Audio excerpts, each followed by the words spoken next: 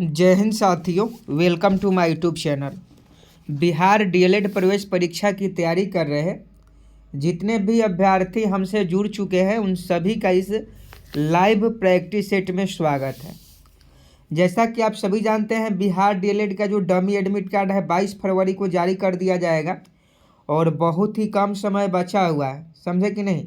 बहुत ही कम समय बचा हुआ है, यानी आप सभी जो है अपना डमी एडमिट कार्ड भी डाउनलोड कर सकते हैं और 26 फरवरी तक आप लोग डाउनलोड कर सकते हैं और जो गलतियां हुई है फॉर्म भरते समय उसको सुधार सकते हैं। और मार्च में इंट्रेंस एग्ज़ाम भी होगा, मार्च में आपका प्रवेश परीक्षा भी कंडक्ट हो जाएगा।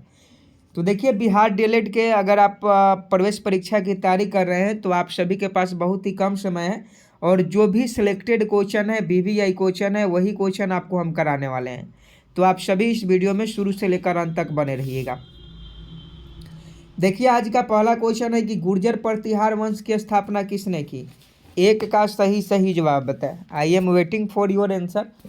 गुर्जर प्रतिहार वंश की स्थापना किसने की? एक का सही जवाब बताएं। गुर्जर प्रतिहार वंश की स्थापना किसने की? एक का अगर आप ऑप्शन ए नागभट्ट प्रथम बता रहे हैं तो आपका बिल्कुल सही जवाब है।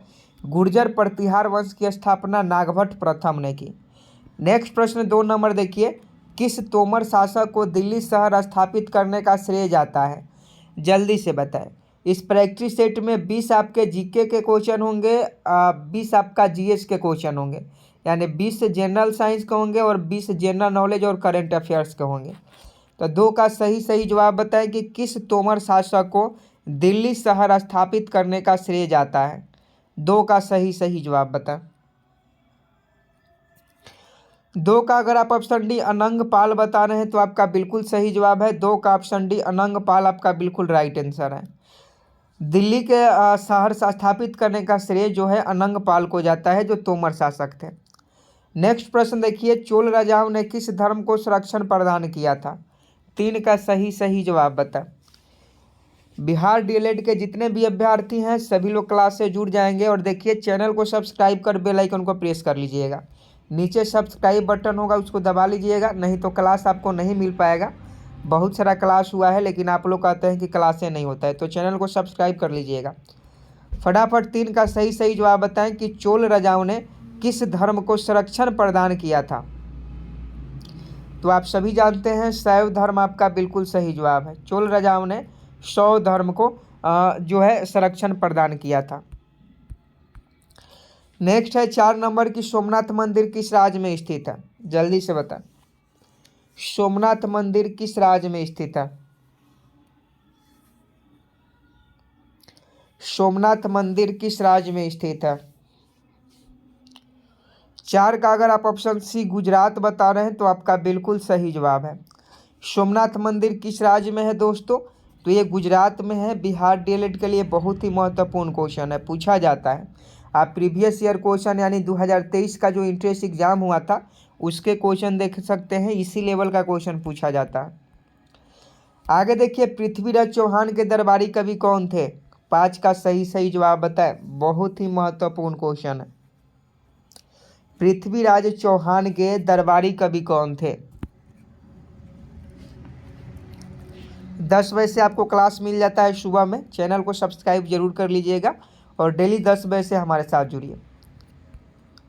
तो 5 का अगर आप ऑप्शन है चंद बरदाई बता रहे हैं तो आपका बिल्कुल सही जवाब है। पृथ्वीराज चौहान के दरबारी कवि कौन थे? चंद बरदाई थे। 5 का ऑप्शन है बिल्कुल सही जवाब है। अगला क्वेश्चन देखिए, अमीर खुसरो किसके दरबारी कवि थे? अमीर खुसरो किसके दरबारी कवि थे? 6 का सही जवाब बता। अमीर खुसरो किसके दरबारी कवि थे? तो अलाउद्दीन खिलजी के थे। अमीर खुसरो किसके दरबारी कवि थे? अलाउद्दीन खिलजी को थे। अलाउद्दीन खिलजी के दरबारी कवि जो थे अमीर खुसरो थे। तो इसका सही जवाब ऑप्शन सी हो जाएगा। आगे देखिए, सिडबी का मुख्यालय कहाँ है? SIDBI सिडबी का मुख्यालय कहाँ है? फटाफट छाप देंगे कमेंट बॉक्स में। सिडबी का मुख्यालय कहाँ है? यह आपका लखनऊ बिल्कुल सही जवाब हो जाएगा। लखनऊ बता रहे हैं तो बिल्कुल राइट आंसर है। सिडबी का मुख्यालय कहाँ है? सिडबी का जो मुख्यालय है वो आपका लखनऊ है। नेक्स्ट प्रश्न देखिए, राइन नदी किस घाटी से बहती है? 8 का सही जवाब बताएं। राइन नदी किस घाटी से बहती है? सभी क्वेश्चन इंट्रेंस एग्जाम के लिए बहुत ही महत्वपूर्ण है क्योंकि ये सभी बुकों का निचोड़ है। तो ये भ्रंश घाटी आपका बिल्कुल सही जवाब हो जाएगा। जियोग्राफी का क्वेश्चन है कि राइन नदी किस तट से बहती है, किस घाटी से बहती है? तो राइन नदी जो है भ्रंश घाटी से होकर बहती है।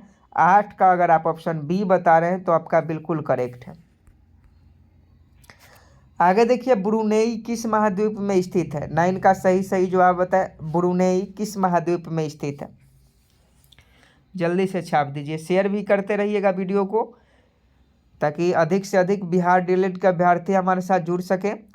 एशिया महाद्वीप बता रहे हैं तो आपका बिल्कुल सही है। ब्रुनेई किस महाद्वीप में स्थित है? एशिया महाद्वीप में। नेक्स्ट देखिए, डियागो गार्सिया किस महासागर में स्थित है? 10 का सही जवाब बताएं। डियागो गार्सिया किस महासागर में स्थित है? जल्दी से बताइए, आई am waiting for your answer. Diego Garcia किस महासागर में स्थित है? ये आपका हिंद महासागर में है और बिल्कुल सही जवाब है। डियागो गार्सिया जो है हिंद महासागर में स्थित है। नेक्स्ट प्रश्न देखिए, उत्तर प्रदेश की सीमाएं कितने राज्यों से मिलती है? 11 का सही जवाब बताएं। उत्तर प्रदेश की सीमाएं कितनी राज्यों से होकर मिलती है? तो ये आपका 8 राज्यों से होकर मिलती है। उत्तर प्रदेश की सीमाएं 8 राज्यों से होकर मिलती है। अगर मान लीजिए कि ये आपका यूपी है तो बिहार की सीमा भी साझा करती है, आपका एमपी से भी सीमा साझा करती है, आपका दिल्ली से भी सीमा साझा करती है, आपका हरियाणा से भी सीमा साझा करता है। तो टोटल जो है 8 राज्यों की सीमा से मिलती है। चलिए, साइंस का क्वेश्चन स्टार्ट हो गया है। ध्यानपूर्वक सभी क्वेश्चन का आंसर कीजिएगा कि सामान्य ताप में किसी गैस के 1 ग्राम अणु का आयतन कितना होता है? 12 का सही जवाब बताएं। सामान्य ताप में किसी गैस का 1 ग्राम अणु का आयतन कितना होता है? तो 22.4 लीटर होता है। 22.4 लीटर आपका बिल्कुल सही जवाब होता है।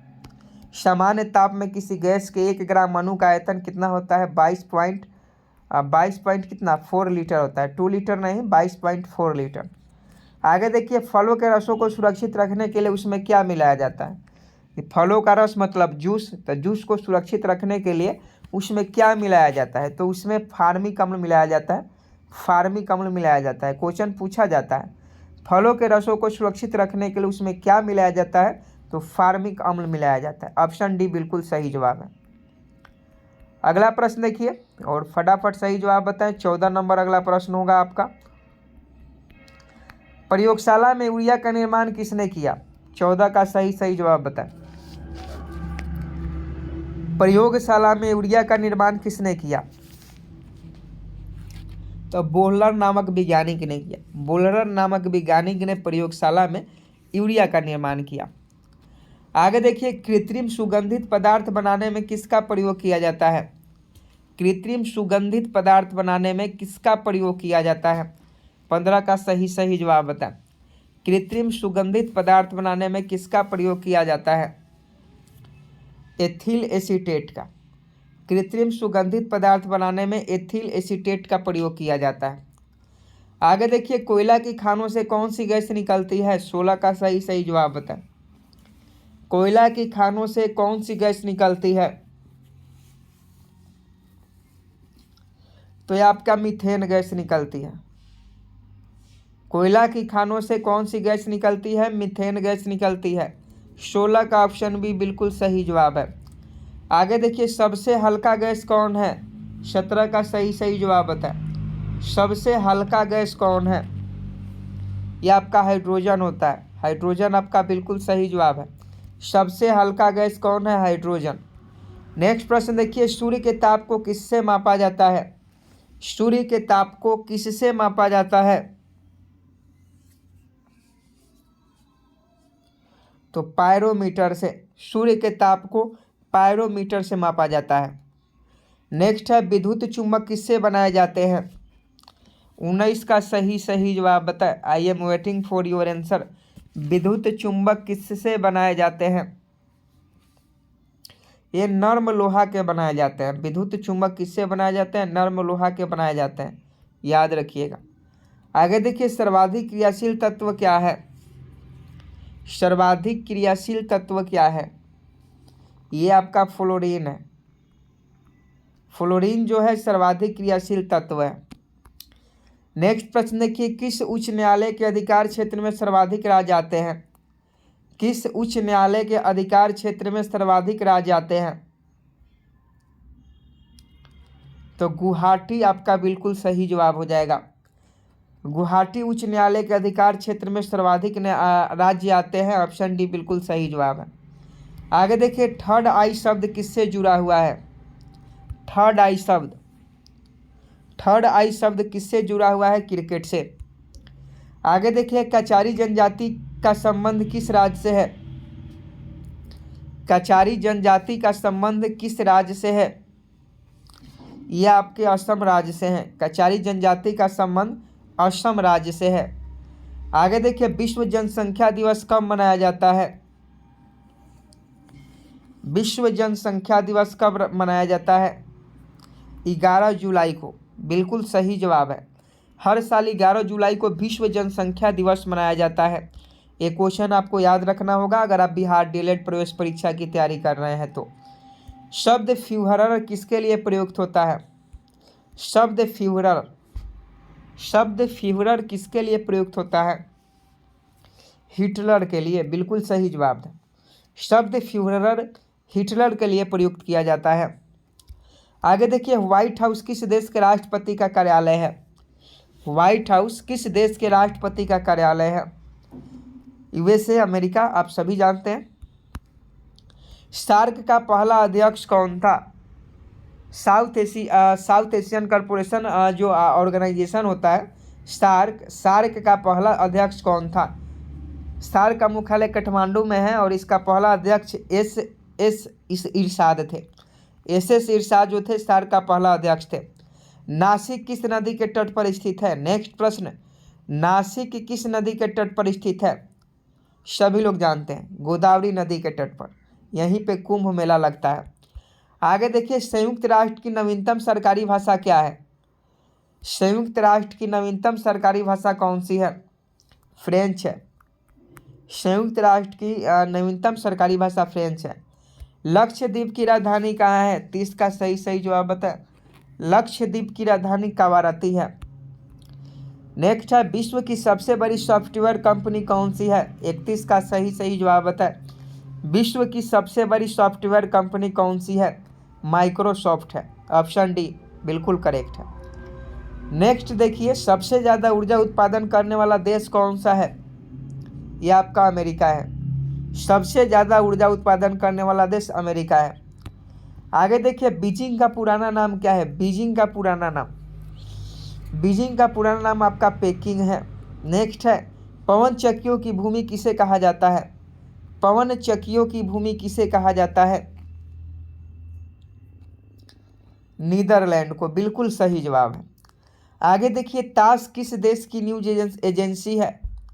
ताश किस देश की न्यूज एजेंसी है? देखिए, अगर आप बिहार डीएलएड प्रवेश परीक्षा की तैयारी कर रहे हैं तो आप सभी चैनल को सब्सक्राइब कीजिएगा। ऐसे ही क्वेश्चन आपको मिलेंगे जो आपके एग्जाम में पूछा जाएगा। रूस आपका बिल्कुल राइट है। ताश किस देश की न्यूज एजेंसी है? तो रूस। नेक्स्ट देखिए, बैंकॉक किस नदी के किनारे बसा है? तो मेनाम नदी के किनारे बसा है। बैंकॉक किस नदी के किनारे बसा है? मेनाम नदी के किनारे। आगे देखिए, अलमुख बारात किस देश की गुप्तचर संस्था है? अलमुख बारात किस देश की गुप्तचर संस्था है? यह आपका इराक हो जाएगा। अलमुख बारात इराक देश की गुप्तचर संस्था है।